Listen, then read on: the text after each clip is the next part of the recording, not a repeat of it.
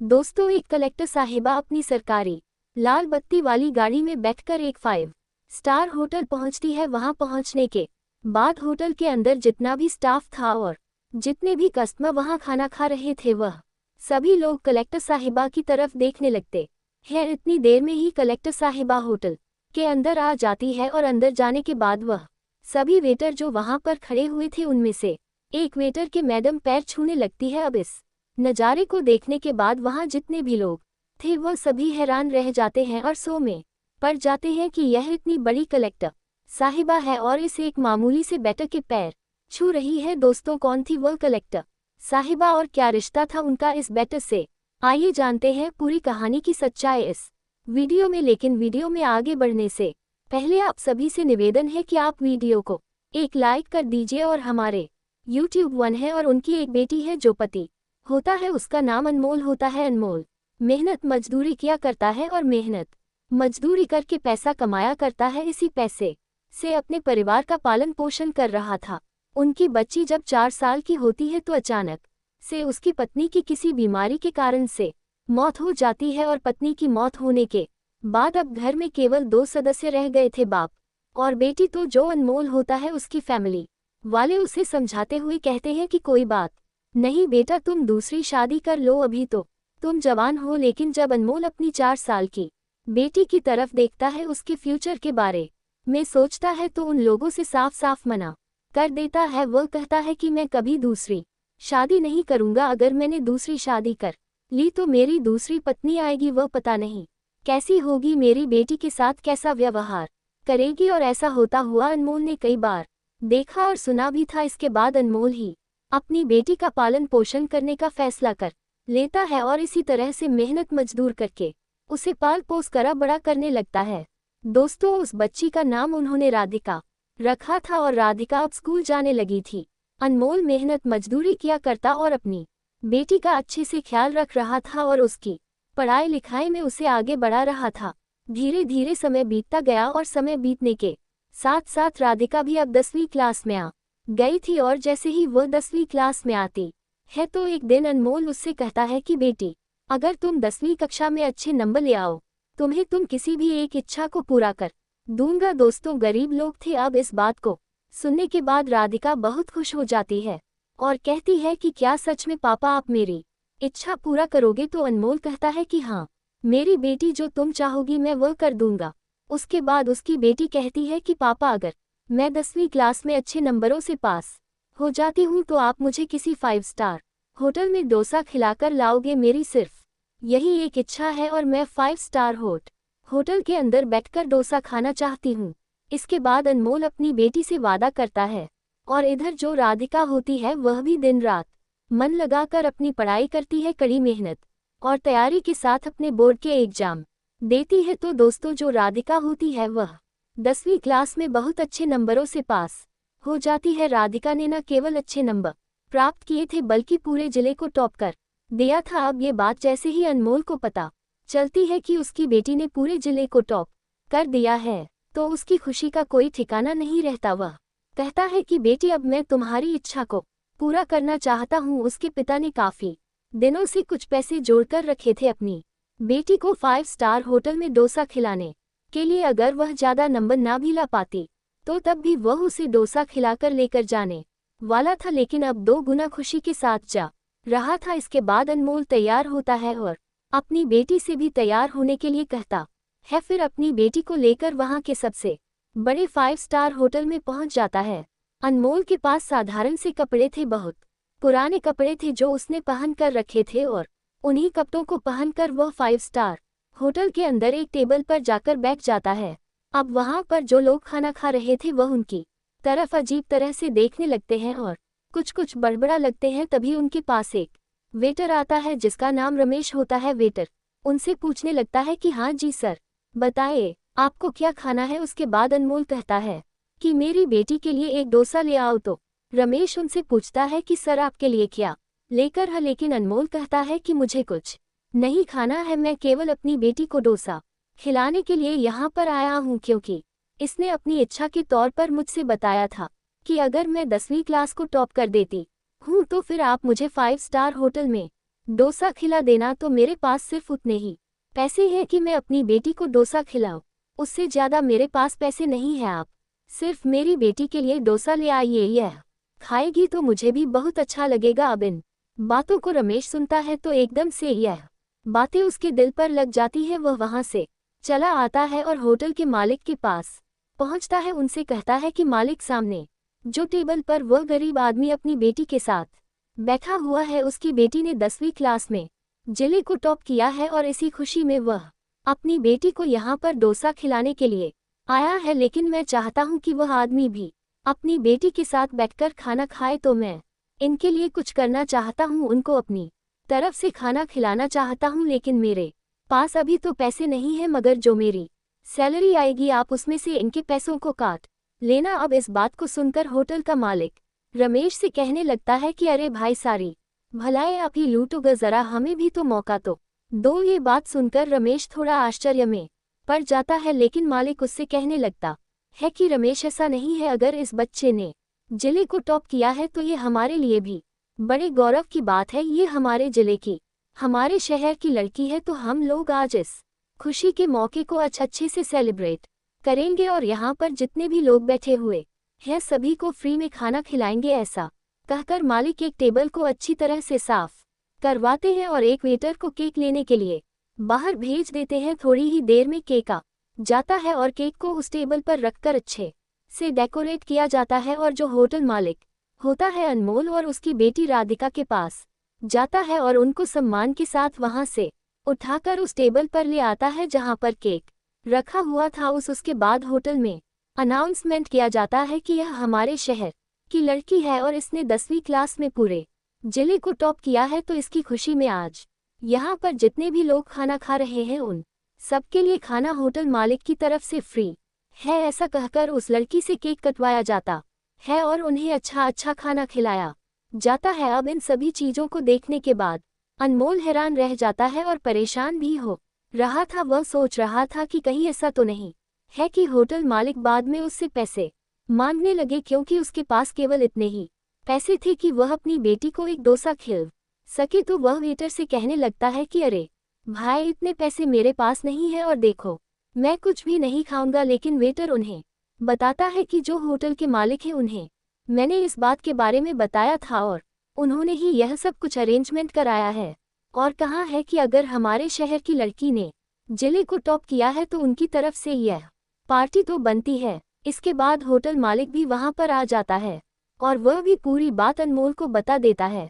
इस बात को सुनने के बाद अनमोल की आंखों में आंसू आ जाते हैं और वह होटल मालिक के सामने हाथों को जोड़कर फूट फूट कर रोने लगता है, क्योंकि दोस्तों अनमोल ने कभी भी नहीं सोचा था कि उसकी बेटी के लिए इतना कुछ किया जाएगा, वह भी एक 5 स्टार होटल के मालिक के जरिए। वह तो बहुत गरीब लोग थे, क्योंकि अक्सर सुना जाता है कि अमीर लोग जो होते हैं उनके अंदर दया भावना होती ही नहीं है, और यही बात अनमोल तब से सोच रहा था। लेकिन आज उसकी यह भावना बिल्कुल गलत साबित हो गई थी। अब अनमोल अपनी बेटी के साथ वहां पर खाना खाता है और होटल मालिक अपनी तरफ से ढेर सारी मिठाइयां उन्हें दे देता है। कहता है कि बिटिया ने टॉप किया है तो इन मिठाइयों को जाकर अपने मोहल्ले में बांट देना, ताकि सभी लोगों को पता चल सके कि उनके मोहल्ले की लड़की ने कितना बड़ा काम किया है। अब इन सभी चीजों को देखकर राधिका के ऊपर बहुत ही गहरा प्रभाव पड़ता है। वह सोचती है कि मैंने थोड़ी बहुत मेहनत की और मेहनत करने के बाद जैसे ही मैंने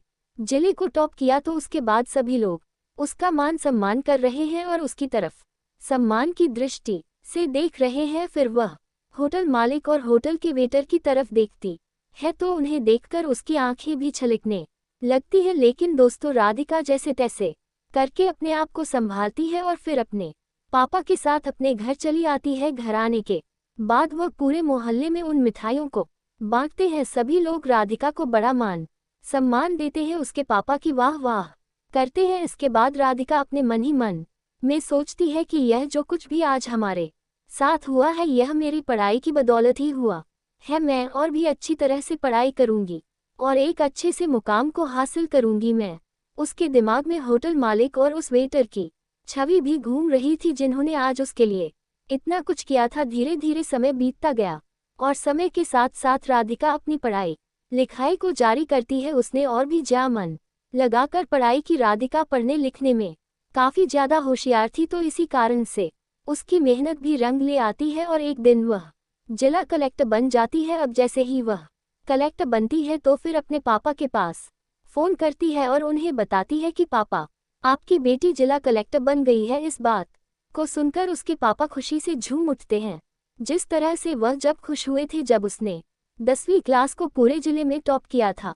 फिर अनमोल कहता है कि बेटी, ये तो बहुत ही अच्छी बात है, अब तो बताओ तुम्हें क्या चाहिए। इस बात को सुनने के बाद राधिका को पुरानी वह सब बातें याद आ जाती हैं, जो बातें उसके साथ 10वीं क्लास पास करने के बाद हुई थी, जब उसको एक होटल में ले जाया गया था और वहां के मालिक और वेटर ने उनका बड़े ही अच्छे से स्वागत किया था। और अब ये बात उसके दिमाग में आ गई थी, तो फिर वह सोचती है कि चलो ठीक है, मैं जिला कलेक्टर तो बन ही गई हूँ, लेकिन एक बार मुझे उन होटल के मालिक और वेटर से जरूर मिलना है, क्योंकि आज जो कुछ भी राधिका बनी थी वह उन्हीं की बदौलत थी। अगर वह लोग उसका हौसला ना बढ़ाते तो शायद राधिका अपनी पढ़ाई में इतनी मेहनत नहीं करती और इस मुकाम को भी हासिल ना कर पाती। धीरे धीरे समय बीतता गया और उसकी ट्रेनिंग भी कंप्लीट हो जाती है और फिर उसकी पोस्टिंग एक शहर में हो जाती है। पोस्टिंग होने के बाद राधिका अपनी सरकारी गाड़ी को लेती है और सीधा उसी 5 स्टार होटल पर पहुंच जाती है। इसके बाद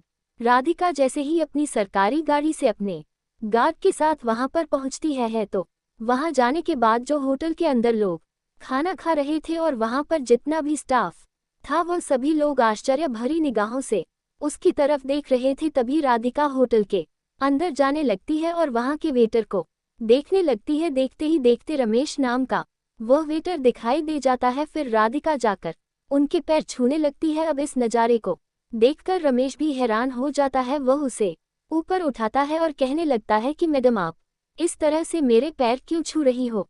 इसके बाद राधिका हंसने लगती है। ये देखकर सभी लोग हैरान रह जाते हैं कि इतनी बड़ी अधिकारी और एक वेटर के पैर क्यों छू रही है। अब राधिका रमेश से कहती है कि शायद आप मुझे भूल गए हैं, लेकिन मैं आपको चाहकर भी नहीं भूल पाए। रमेश थोड़ा सोच विचार करता है और कहता है कि मैडम, मेरी समझ में नहीं आ रहा आप किस तरह की बातें कर रही हो। तो राधिका बताती है कि आज से कई साल पहले मैं इस होटल में अपने पापा के साथ डोसा खाने के लिए आई थी और उस टाइम आप ही हमारी टेबल पर आए थे, लेकिन आपने जाकर मालिक को बताया और मालिक ने अच्छी तरह से हमारा स्वागत किया। आज जो कुछ भी मैं एक कलेक्टर बनी हूँ वह आपकी ही बदौलत है। शायद अगर आप मेरा हौसला न बढ़ाते तो मैं अपनी पढ़ाई को एक सीमित दायरे में ही करती। इस बात को सुनने के बाद रमेश को सारी बातें याद आ जाती हैं और वह भी राधिका को पहचानने लगता है। कहता है कि अच्छा हुआ बेटी जो तुम कलेक्टर बन गई, हमने कभी सोचा भी नहीं था कि तुम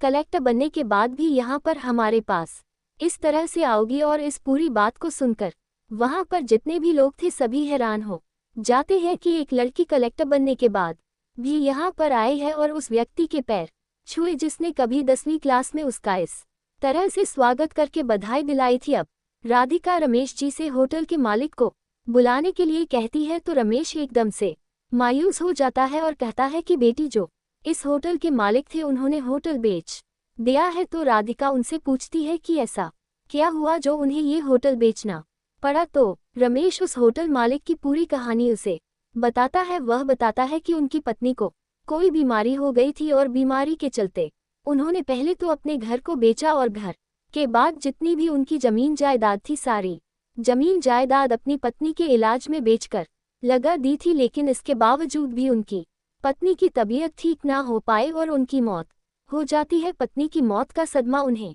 बहुत गहरा लगता है और इसी कारण से वह शराब पीने लगते हैं और शराब पीकर इधर उधर घूमा करते हैं। उनके परिवार में और कोई तो था नहीं, उनकी कोई संतान भी नहीं थी और वह ऐसे ही इधर उधर घूमा करते थे। तो एक दिन मुझे वह ऐसे ही घूमते हुए मिल जाते हैं और उसके बाद मैंने उन्हें अपने घर पर रख लिया है।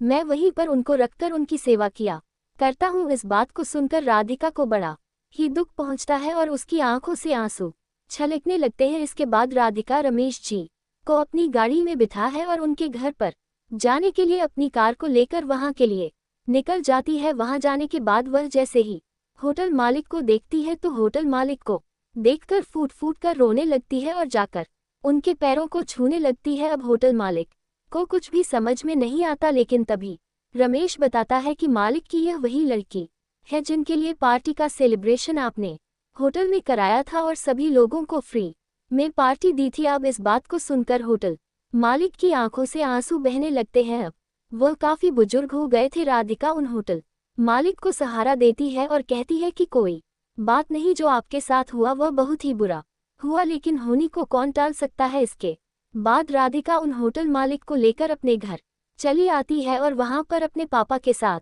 उन्हें रखने लगती है। पापा भी जैसे होटल मालिक की ये दुख भरी बात सुनते हैं तो उन्हें भी इस बात का बहुत दुख पहुंचता है, क्योंकि होटल मालिक असलियत में एक ईमानदार आदमी था और उनके साथ ऐसा हो गया था जो शायद किसी बेईमान आदमी के साथ भी ना हो। अब राधिका उनकी बहुत अच्छे से सेवा करती है।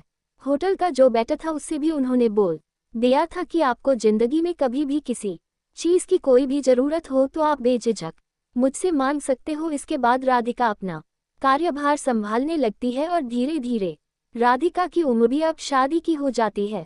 अब राधिका की शादी एक लड़के से हो जाती है, लेकिन शादी से पहले राधिका ने उस लड़के से कह दिया था कि मेरे 2 पिता हैं और दोनों पिता मेरे ही साथ रहेंगे और उनकी भी सेवा तुम्हें करनी होगी। इस बात को उसका पति भी मान जाता है और राधिका के पिता और होटल के मालिक को अपने साथ ही ले आता है और वहीं पर उनकी सेवा करने लगता है। जब राधिका के पति को ये बात पता चलती है कि ये दूसरा पिता किस वजह से इनके साथ है, तो उसके बाद राधिका का पति भी उनका बहुत ज्यादा और भी ज्यादा मान सम्मान करने लगता है और उनको बहुत ही ज्यादा सम्मान दिया करता है। तो दोस्तों, ये थी आज की कहानी एक लड़की की जिसने 10वीं क्लास में जिला टॉप किया और उसके बाद एक सेलिब्रेशन ने उसकी जिंदगी ही बदल कर रख दी। वह एक जिला कलेक्टर बन गई और जिला कलेक्टर बनने के बाद उसने कुछ ऐसा कर दिखाया जो शायद किसी ने सपने में भी नहीं सोचा था। आप क्या कहना चाहोगे राधिका के बारे में? आप क्या कहना चाहते हो अनमोल जी के बारे में? आपकी जो भी राय है कमेंट